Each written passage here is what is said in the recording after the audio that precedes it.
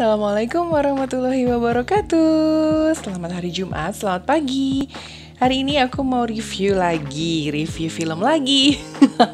Karena masih PPKM, jadi kayaknya tuh sehari ada kali satu film yang aku tonton. Nah, kali ini filmnya judulnya ini nih. Aduh kelihatan deh ring lightnya, it's okay. Fatherhood. Jadi kalau kata suami aku kan bahasa Inggrisnya rada-rada pinter banget ya. Jadi aku kalau kayak gini suka nanya sama suami aku, apa sih ini maksudnya Bi gitu. Oh, artinya adalah, katanya suami aku, artinya adalah kebapaan. Oke. Nah, ini tuh sebenarnya nyeritain apa sih? Ini sebenarnya kenapa aku review, karena ini relevan banget sama keadaan sekarang.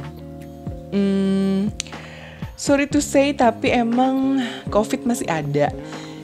Ibu-ibu yang hamil setelah melahirkan terus meninggal itu banyak.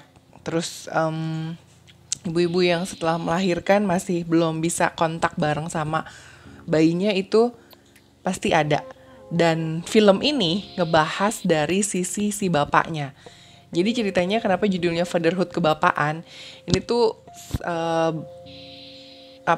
dia ditinggalin sama istrinya. Nama istrinya Liz.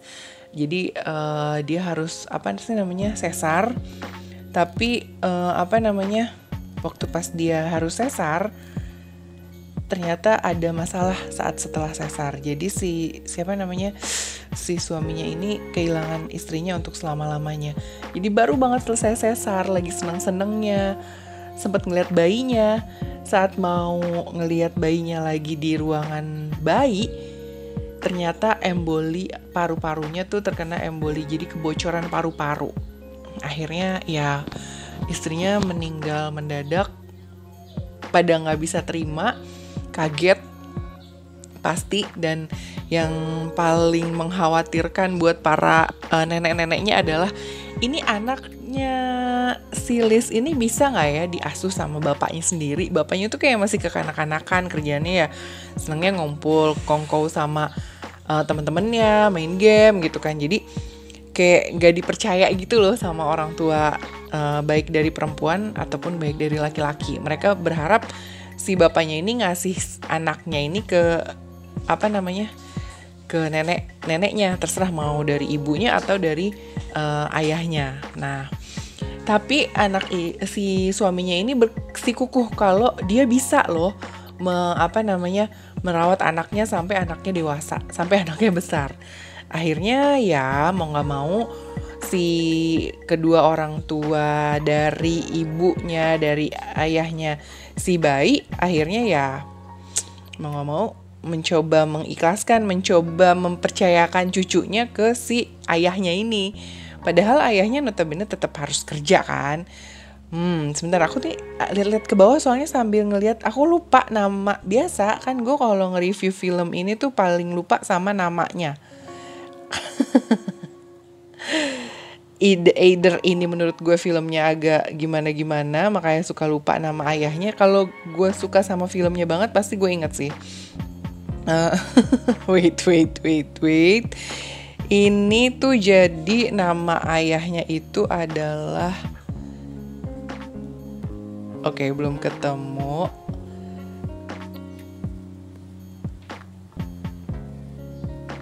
Oke.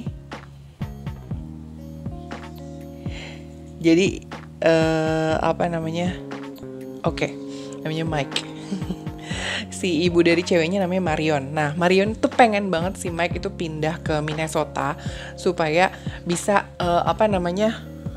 bisa ngurus anaknya bareng-bareng di Minnesota. Cuman namanya cowok, namanya seorang bapak pemimpin, mungkin dia nggak mau diatur kali ya. Jadi dia lebih milih, aku mau stay di sini, aku nggak mau balik ke Minnesota gitu, karena di sana banyak kenangan tentang Liz dan lain sebagainya gitu kan. Akhirnya ya udah, orang tuanya Mike sama orang tuanya si Liz akhirnya ya udah nggak apa-apa deh, anaknya tinggal bareng sama dia gitu kan. Dan gue lupa dong nama anaknya siapa ya. Wait, ini worst banget sih. Jadi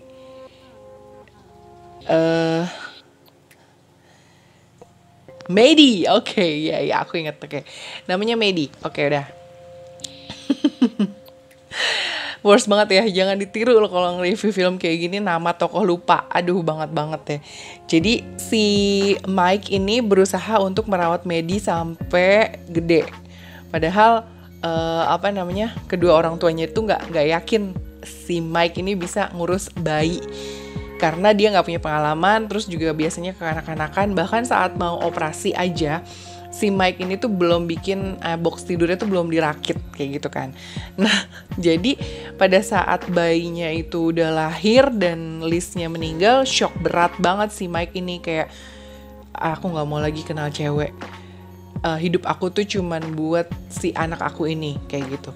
Sampai pada suatu hari si Medi ini yang namanya anak kecil kan macem-macem ya masalahnya, makanya that's why ibu-ibu tuh keren banget, hebat, walaupun banyak masalah keluarga tapi anak tuh nomor satu diperhatikan gitu kan. Jadi si bayinya ini tuh nangis mulu sepanjang hari sampai si Mike ini tuh udah nggak tahu gimana lagi ya gue cara cari taunya tuh dari mana gitu, cari pertolongan dari mana.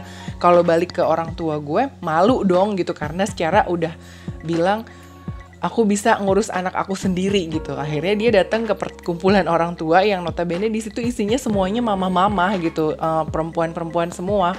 Dan mereka bilang, kamu salah masuk ruangan gitu. No, kan ditulis di depannya itu buat parent gitu. Parent itu kan wanita dan ayah dan ibu gitu loh. Aku nih punya bayi, nggak bisa ini. Akhirnya semuanya ngasih tahu, oh kalau si Medi itu terkena kolik, jadi masalah pencernaan aja sih, kayak lagi mules gitu, makanya anak kan nggak bisa ngomong, jadi cuman bisa nangis kayak gitu aja. Salah satu cara nyelesainnya adalah dengan memberikan suara yang lembut, kayak misalnya di YouTube kan suka ada tuh kayak dering yang bikin buat tidur, atau sebenarnya kayak bunyi pembersih debu, itu tuh bisa bikin anak jadi tenang. Sebenarnya filmnya agak ngebosenin kalau menurut gue ya, karena jalur ceritanya tuh lama banget, dan karena aku lebih suka film yang gak kebaca endingnya, ini tuh kayak udah kebaca endingnya, cuman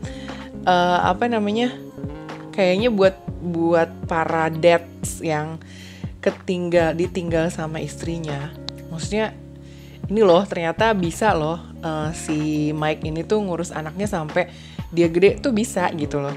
Jadi tapi balik lagi ke orang masing-masing ya, yang ditinggal sama istrinya meninggal, apakah memutuskan untuk menitipkan anaknya ke orang tuanya, atau memutuskan untuk menikah lagi supaya anaknya ada yang urus, atau mau memutuskan kayak Mike, itu balik lagi ke kalian. Tapi intinya bisa gitu loh, kalau emang udah niat bisa. Jadi si Mike ini tuh sampai bawa bayinya ke kantor, dan semuanya tuh pada pay attention. Tapi juga ada momen di saat bosnya tuh nggak mau ada bayi di dalam kantor.